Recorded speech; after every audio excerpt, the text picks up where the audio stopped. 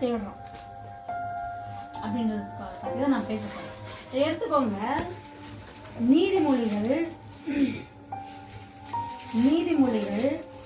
2ஆம் அதிகாரம் எழுதி சொல்றோம்.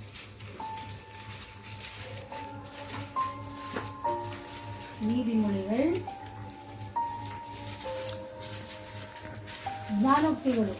ಜ್ಞಾನೋಕ್ತಿಗಳು 2ನೇ ಅಧ್ಯಾಯ 1ರಿಂದ 2, 3, 4 ಯಾರಾದ್ರೂ ಓದ್ಬೇಕು. ನಿನ್ನ ಕಿವಿಯನ್ನು ಜ್ಞಾನದ ಕಡೆಗೂ ಹೃದಯವನ್ನು ವಿವೇಕದ ಕಡೆಗೂ ತಿರುಗಿಸು. ಬುದ್ಧಿಗಾಗಿ ಮೊರೆಯಿಟ್ಟು ವಿವೇಕಕ್ಕಾಗಿ ಕೂಗಿಕೊಂಡು ಬುದ್ಧಿಗಾಗಿ ಮೊರೆಯಿಟ್ಟು விவேகக்காகி கூகிக்கொண்டு அப்படின்னு என்ன? நம்ம இன்னைக்கு நிறைய ஜெபம் பண்றோம். எதுக்கு ஜெபம் பண்றோம்? எனக்கு உடம்பு நல்லா ஆகணும் ஏசப்பா, எனக்கு இது நல்லா ஆகணும் ஏசப்பா, எனக்கு குடும்பத்துல இப்படி பிரச்சனை இருக்குது ஏசப்பா அப்படின்னு சொல்லிட்டு நம்ம என்ன பண்றோம்? பிரேயர்ல பண்றோம், அதிக ஜெபங்களை பண்றோம். ஆண்டவரே எனக்கு இந்த இடத்துல லோன் இருக்குது, இந்த லோன் சாங்ஷன் ஆகணும் ஏசப்பா, எனக்கு இந்த இடத்துல இந்த வேலை நடக்கணும் ஏசப்பா, இன்டர்வியூ போறேன் ஏசப்பா, இன்டர்வியூ நல்லா ஆகணும் ஏசப்பான்னு நான் ஜெபம் பண்றானா? வேதம் சொல்லுது என்னது? இன்னும் ரெடி படி மக்களோட புத்திகாகி முறையிட்டு புத்திகாகி என்ன பண்ணுமா? முறையிடணும். என்ன அதே கேட்கணுமா? ஐயோ ஆண்டவரே எனக்கு புத்தி இல்ல ஆண்டவரே. புத்தினா என்ன? நம்ம வேண்டாதது எதெல்லாம் செய்யறோமோ அதுதான் புத்தி இல்லாதது. எதுவும் பேர் புரியுது? நம்ம வேண்டாதது பேசுறதாகட்டும், வேண்டாதது செய்யறதாகட்டும், ஏசப்பா பிடிக்காது எதெல்லாம் பண்றோமோ அது எல்லாமே என்னது? புத்தி இல்லாதது. அப்ப ஆண்டவர் நம்ம கிட்ட என்ன சொல்றாரு? எதுக்கு புத்தி, எதுக்காக பிரேயர் பண்ணுமா? விவேகக்காகி போதும். 2 வார்த்தை தான் எனக்கு வேணும். புத்திಗಾಗಿ ಮೊರೆಯಿಟ್ಟು ವಿವೇಕಕ್ಕಾಗಿ ಕೂಗಿಕೊಂಡು. ನೀ ಎಪ್ಪ ಕೂಗುವೆ? ಯಾವಾಗ ನಾವು ಕೂಗ್ತೀವಿ?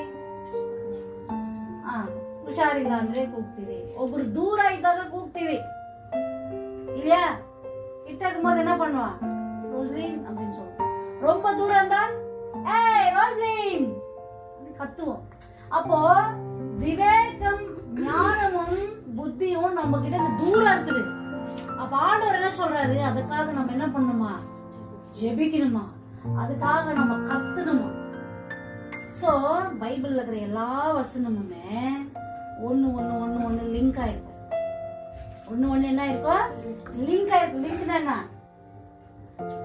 இது அங்க இருக்கும், அது இங்க இருக்கும். சோ இந்த வசனத்தை நானு புதிய ஏற்பாடுல போயிட்டு புதிய ஏற்பாடுல ஒரு கனெக்ஷன் கொடுத்துட்டு, ஏன் நம்ம புத்திக்காக வேண்டணும், ஏன் நம்ம விவேகத்துக்காக ஆண்டவர்கிட்ட கேட்கணும் அப்படின்றத காமிச்சிட்டு நான் மறுபடியும் இங்கே வர போறேன்.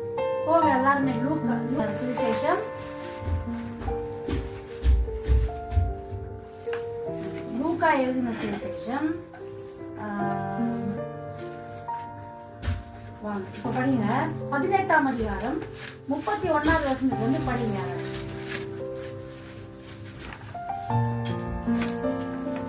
ಆತನು ತನ್ನ 12 ಮಂದಿ ಶಿಷ್ಯರನ್ನು ಕರೆದುಕೊಂಡು ಅವರಿಗೆ, ನೋಡಿರಿ, ನಾವು ಯೆರೂಸಲೇಮಿಗೆ ಹೋಗುತ್ತಾ ಇದ್ದೇವೆ ಮತ್ತು ಮನುಷ್ಯಕುಮಾರನ ವಿಷಯದಲ್ಲಿ ಪ್ರವಾದಿಗಳು ಬರೆದಿದ್ದೆಲ್ಲ ಅವನಲ್ಲಿ ನೆರವೇರುವುದು.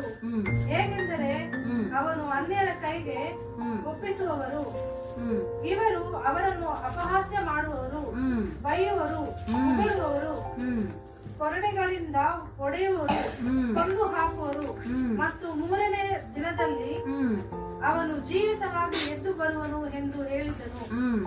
ಅವರು ಅಲ್ಲಿ ಈ ಸಂಗತಿಗಳನ್ನು ಒಂದಾನೊಂದು ಗ್ರಹಿಸಲಿಲ್ಲ. ಒಂದನ್ನಾದರೂ ಗ್ರಹಿಸಲಿಲ್ಲ. ಈ ಮಾತುಗಳನ್ನು ಅವರಿಗೆ ಮರೆಯಾಗಿದ್ದವು, ಅವುಗಳ ಅರ್ಥ ಅವರಿಗೆ ಗೊತ್ತಾಗಲಿಲ್ಲ. ಸ್ವಾಮಿಯಲ್ಲಿ ಏನ್ ಹೇಳ್ತಾ ಇದ್ರು? ನಾನು ಯೆರೂಸಲೇಮ್ ನಾವು ಹೋಗ್ತಾ ಇದೀವಪ್ಪ, ಅಲ್ಲಿ ನನ್ನ ಏನ್ ಮಾಡ್ತಾರೆ? ಹೊಡಿತಾರೆ, ಬೈತಾರೆ, ಮುಗಿತಾರೆ, ನನ್ನನ್ನ ಕೊಂದನು ಹಾಕ್ಬಿಡ್ತಾರೆ. 3ನೇ ದಿವಸ ಆದ್ಮೇಲೆ ನಾನು ಏನ್ ಮಾಡ್ತೀನಿ? ಜೀವಂತವಾಗಿ ಎದೋಳ್ತೀನಿ ಅಂತ ದೇವರು ಯಾರ ಜೊತೆ ಹೇಳ್ತಾ ಇದ್ರು? ಶಿಷ್ಯರ ಜೊತೆ ಹೇಳ್ತಾ ಇದ್ರು. 34ನೇ ವಚನ ಏನ್ ಹೇಳ್ತಾ ಇದೆ? ಅದರ ಅರ್ಥವನ್ನ ಅವರು ತಿಳಿಯಲಿಲ್ಲ, ಅವ್ರಿಗೆ ಆ ಅರ್ಥ ಗೊತ್ತಾಗಿರ್ಲಿಲ್ಲ. ಇನ್ನೊಂದು ಪಡಿ ಮಂದ ವಸನ 34 ಈ ಮಾತುಗಳು ಅವರಿಗೆ ಮರೆಯಾಗಿದ್ದವು ಅವುಗಳ ಅರ್ಥ ಅವರಿಗೆ ಗೊತ್ತಾಗಲಿಲ್ಲ. ಅದಕ್ಕೆ ಮೇಲೆ ಇನ್ನೊಂದು ವಚನ ಇருக்கு, ಒಂದನ್ನಾದರೂ ಈ ಸಂಗತಿಗಳಲ್ಲಿ ಒಂದನ್ನಾದರೂ ಗ್ರಹಿಸಲಿಲ್ಲ. ಈ ಸಂಗತಿಗಳಲ್ಲಿ ಒಂದನ್ನಾದರೂ ಅವ್ರು ಏನ್ ಮಾಡ್ಲಿಲ್ವಂತೆ, ಗ್ರಹಿಸಲಿಲ್ಲ. ಅಂದ್ರೆ ಯೇಸು ಸ್ವಾಮಿ ಹೇಳಿದ ಯಾವ ಮಾತುಗಳು ಶಿಷ್ಯರಿಗೆ அர்த்தவாகலில்ல. இப்போ ஏசப்பா அவருடைய மரணத்தை பத்தி அவருடைய உயிர் தெழுதலை பத்தி சொல்றாங்க. யாரு? ஏசப்பா சீஷர்கிட்ட சொல்றாங்க. 5 அப்பம் 2 மீன் காலியாகும் போது ஈஸியா புரிஞ்சுக்கினாங்க. கண்ணு இல்லாதவனுக்கு ஏசப்பா கண்ணு கொடுத்த போது ஈஸியா ஏசப்பாவை புரிஞ்சுக்கினாங்க. ஆனா அதே இயேசு கிறிஸ்து அவருடைய மரணத்தை குறித்து அவர் பேசும் பொழுது சீஷர் என்ன பண்ணல, புரிஞ்சுக்கல. சரி புரிஞ்சுக்கல, என்ன பண்ணுமா இருந்துச்சு சரியா, கேட்டுக்கலாம்ல. ஆனா இங்க நீதிமொழிகள் என்ன சொல்லுது, விவேகக்காகி ஊகிக்கொண்டு புத்திகாகி முறையிடிரி அப்படின்ட்டு சாலமோன் தீர்க்கதரிசி மூலமாக, சாலமோன் ஞானி மூலமாக ஆண்டவர் சொல்றாரு. ஆனா இங்க ஏசப்பா கூடவே இந்த சீஷர்கள் அவருடைய மரணத்தை சொன்னா கூட அத புரிஞ்சுக்காம என்ன பண்ணாங்களாம், அதை பத்தி ஒண்ணுமே கண்டுக்கல, ஏதோ சொல்லிட்டு போற. அப்போ மீன் உடனே என்ன ஆயிடுறான், அது தெரியும், அப்போ மீன் எங்களுக்கு தெரியும், அதான் இன்னைக்கு காலி ஆயிடுச்சு, அது மிச்சம் கொஞ்சம் ரோஸ் வீட்டுக்கு எடுத்துன்னு போனோம், கொஞ்சம் ஜோதி சிஸ்டர் வீட்டுக்கு எடுத்துன்னு போனோம், இது நம்மளுக்கு ஞாபகம் இருக்கு. ஆனா ஆண்டவர் என்ன சொல்றாரு, அவருடைய மரணத்தை பத்தி பேசுறாரு, கொஞ்சம் டீப்பா அவர் போய் பேசுறாரு. அப்ப என்ன பண்ணுங்க, யாருமே ಒಂದನ್ನಾದರೂ ಅರ್ಥ ಮಾಡಿಕೊಳ್ಳಲಿಲ್ಲ, ಏನು ಅವರಿಗೆ ಗ್ರಹಿಸಲೇ ಇಲ್ಲ அப்படின்னா ஏதோ பேசணும் போயிட்டு அப்புறம்தான் பாருங்க அந்த அடுத்த வசனப்படி 35வது வசனப்படி ಈ ಮಾತುಗಳು 35 ಆತನು ಮೆರಿಕೋವಿನ ಸಮೀಪಕ್ಕೆ ಬಂದಾಗ ದಾರಿಯ ಮಗುಲಲ್ಲಿ ಕೂತು ಭಿಕ್ಷೆ ಬೇಡುತ್ತಿದ್ದ ಒಬ್ಬ ಕುರುಡನು ಗುಂಪಾಗಿ ಹೋಗುತ್ತಿದ್ದ ಜನರ ಶಬ್ದವನ್ನು ಕೇಳಿ ಇದೇನು ಎಂದು ವಿಚಾರಿಸಿದನು. ಅವರು ಅವನಿಗೆ ನಜರೇತಿನ ಯೇಸು ಈ ಮಾರ್ಗವಾಗಿ ಹೋಗುತ್ತಿದ್ದಾನೆಂದು ತಿಳಿಸಿದಾಗ ಅವನು, ಯೇಸುವೇ, ದಾವೀದನ ಕುಮಾರನೇ, ನನ್ನನ್ನು ಕರುಣಿಸು ಎಂದು ಕೂಗಿಕೊಂಡನು. ಮುಂದೆ ಹೋಗುತ್ತಿದ್ದವರು ಸುಮ್ಮನಿರು ಎಂದು ಅವನನ್ನು ಗದರಿಸಲು ಅವನು, ದಾವೀದನ ಕುಮಾರನೇ, ನನ್ನನ್ನು ಕರುಣಿಸು ಎಂದು ಮತ್ತಷ್ಟು ಕೂಗಿಕೊಂಡನು. ಆಗ ಯೇಸು ನಿಂತು ಅವನನ್ನು ತನ್ನ ಬಳಿಗೆ ಕರೆತರುವುದಕ್ಕೆ ಅಪ್ಪಣೆ ಕೊಟ್ಟನು. ಆತನು ಹತ್ತಿರಕ್ಕೆ ಬಂದನು. ಆತನು ಅವನನ್ನು, ನಾನು ನಿನಗೆ ಏನು ಮಾಡಬೇಕೆಂದು ಕೋರುತ್ತಿ ಎಂದು ಕೇಳಲು, இயேசு கிறிஸ்துவுடைய மரணத்தை அவங்களுக்கு சொல்லும் பொழுது அவங்க அதை ஒண்ணுமே புரிஞ்சுக்கல. தமிழ்ல என்ன இருக்குது, இவைகள் ஒன்றையும் அவர்கள் உணரவில்லை. என்ன பத்தி பேசிட்டு இருக்காரு அப்படின்ற ஒரு ஞானமும் அவங்க கிட்ட இருக்கலையா. அவைகளின் பொருளும் அவர்களுக்கு மறைவா இருந்தது. தேவனுடைய வசனத்துல அநேக அர்த்தங்கள் இருக்கு, எதுவுமே புரியுது, அநேக அர்த்தங்கள் இருக்கு. அது மறைஞ்சு கிடக்கும். நீ எப்ப ஆசையா அதை கேட்கறியோ அப்பதான் ஏசப்பா உனக்கு புரிய வைப்பாரு, இல்லைன்னா உனக்கு புரிய வைக்கவே மாட்டாரு. இங்க ஆண்டவர் பாருங்க, அந்த பேச்சு பேசுற உடனே நெக்ஸ்ட் யாருக்கு ஸ்டோரி வருதாங்க, குருடனுடைய ஸ்டோரி. இப்ப இந்த குருடனை ஏசப்பா எதுக்கு அந்த இடத்துல பார்க்க வச்சாருன்னா, சீஷர்கள் கூட அப்படிதான் இருந்தாங்க. இங்க ஏசப்பா என்ன காமிக்கிறாரு, குருடனை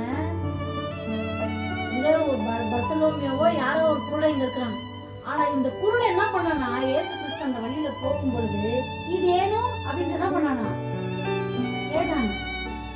கேட்ட உடனே நெக்ஸ்ட் என்ன பண்ணலாம், தாவீதின் குமாரன் இந்த வழியில போறாரு அப்படின்னு சொன்ன உடனே என்ன பண்ண ஆரம்பிச்சானா, ஊகிதனும். அப்ப அங்க இருந்து நிறைய பேர் சேர்ந்து என்ன சொன்னாங்க, கொஞ்சம் என்ன பண்ணு, ಸುಮ್ಮನೆ ಇರು ಅಂತ ಹೇಳಿದ್ದಕ್ಕೆ ಅವನು ಏನ್ ಮಾಡಿದಂತೆ ಮತ್ತಷ್ಟು ಕೂಗಿದನು. ಅಪ್ಪ ಏಸಪ್ಪ என்ன பண்ணாரா, அவர் ಅಲ್ಲೇ ನಿಂತು அவனನ್ನು ಇಲ್ಲಿ ಕರೆ ತರುವುದಕ್ಕೆ ಅಪ್ಪಣೆ ಕೊಟ್ಟನು. அந்த ಅಪ್ಪಣೆ கொடுத்த பிறகு ஏசப்பா கேட்டாரு, நான் உனக்கு என்ன செய்யணும் அப்படின்னு. என்னன்னா, விவேகಕ್ಕಾಗಿ ನೀನು ಕೂಗ குருடுறேனே ನಿನಗೆ ಎಲ್ಲ ಗೊತ್ತಾಗುತ್ತೆ. எதுவும் புரியுது? நீ குருடன் தான், நானும் குருடிதான். தேவனுடைய வார்த்தையை இன்னும் சரியா புரிஞ்சிக்க முடியாத குருடர்கள் நாம். ஆனா எப்ப அதை நீ ஆசையாக ஓ ஏசப்பா நான் இன்னும் நிறைய உங்களை பத்தி புரிஞ்சுக்கணும், உங்களை பத்தி நான் இன்னும் நிறைய தெரிஞ்சுக்கணும்ட்டு ஆசைப்படுறியோ அப்போதான் ஆண்டவர் நிப்பாரு. எதுவும் புரியுது? ஒருவேளை குருட அந்த இடத்துல சைலண்டா இருந்துட்டு இருந்தா பாருங்க, சீஷருக்கு போயிட்டு ஏசப்பா என்ன பண்ணல, கேட்கல. எனக்கு புரியல ஏசப்பா, இப்ப என்னவா சொன்னீங்களே அது என்ன எனக்கு சரியா புரியலன்னா அவர் என்ன பண்ணிருப்பாரு, கண்டிப்பா சொல்லிருப்பாரு. அப்ப ஆண்டவர் இங்க என்ன பண்ண குருடனுக்கு கம்பேர் பண்றாரு நம்மள. உங்களுக்கு அந்த வார்த்தை உங்க முன்னாடி வச்சா கூட புரிஞ்சுக்கிறதுக்கு உங்களால என்ன பண்ண முடியல, ಅದನ್ನು ಗ್ರಹಿಸಿಕೊಳ್ಳಲಾಗಲಿಲ್ವಲ್ಲಪ್ಪ. ಈ ಕಡೆ ನೋಡಿ ಇಲ್ಲಿ ಯಾರಿದ್ದಾರೆ, ಒಂದು ಕುರುಡ ಇದ್ದಾನೆ. ಆ ಕುರುಡನ್ನ ಏನ್ ಮಾಡ್ತಾ ಇದಾರೆ, ಎಲ್ಲಾರು ಸ್ಟಾಪ್ பண்றாங்க. ಸ್ಟಾಪ್ பண்ணா ಕೂಡ அவன் என்ன பண்ணானா ಮತ್ತಷ್ಟು ಕೂಗಿದನು. ಯಾರು ಜಾಸ್ತಿ ವಿವೇಕಕ್ಕಾಗಿ ಕೂಗುತ್ತಾರೋ, ಯಾರು ಜಾಸ್ತಿ ಬುದ್ಧಿಗಾಗಿ ಮೊರೆ ಇಡುತ್ತಾರೋ ಅವರಿಗೆನೆ ವಿವೇಕ ಬರೋದು, ಅವರಿಗೆನೆ ದೇವರು ಬುದ್ಧಿ ಕೊಡೋದು. இதன் பேர் புரிஞ்சிச்சு. ஒரு வசனத்துக்கு பின்னாடி இன்னொரு வசனம் வருதுன்னா அதுக்கு ஒரு நல்ல மீனிங் இருக்கும். சீஷருங்க கிட்ட நீங்க நிறைய பேரு மிச்ச காரியங்கள்லாம் நல்ல